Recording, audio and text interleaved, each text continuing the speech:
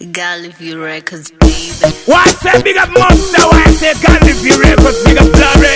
One say take a DJ King and big up Dennis Mute. I mean say them I go this. I mean say them I go this. We have fun now this. I want to hear. Feeling go man, ibire kuti show thing. Atoba mapukole for that job. Bangaba mambo bano kamuchira kose musplipa inguma unungunzwa ne fluso. Andahirara makugeto kunecho. Asibaguru wagareva kuti po. Ingaba namopunda mkomapo. Nakodes inungoda ingaba irimwe ya samporofit. Kumango masapa kwaji niri class monitor. Wachagara wachimanya kunge signorit. Inzwa kwetu kumbare level inofit.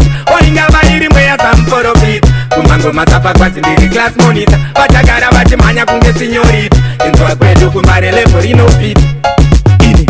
Ndege nino simu kane post Wacheka kumachunche kusiya pane prositwa Mboko inini ndoti notabu Bana badike tovatinga kunge boki Pasiri pako unototi oti Kumango matino vatira poti Ringa valepu kunzamu komaropi Blare hati tumire vapoti Irimwe ya samporofit Kumango masapa kwaji niri class monitor Wachakara wachimanya kunge signorit Inzwa kwetu kumbare level inofit Ingaba irimwe ya samporofit Kumango masapa kwaji niri class monitor Wachagara wachimanya kunge signorit Inzwa kwetu kumbare level inofit Siringo mangi mire kuti show thing Atoba mapukole for that job so Bangaba mambo bano kamuchira kose musplipa inguma unungunzwa ne fluso Andahirara makugeto kunecho Asibaguru wagareva kuti po Ingaba namopunda mkomapo Nakodes inungoda ingaba irimwe ya samporofit Kumango masapa kwaji niri class monitor Wachagara wachimanya kunge signorit Inzwa kwetu kumbare level inofit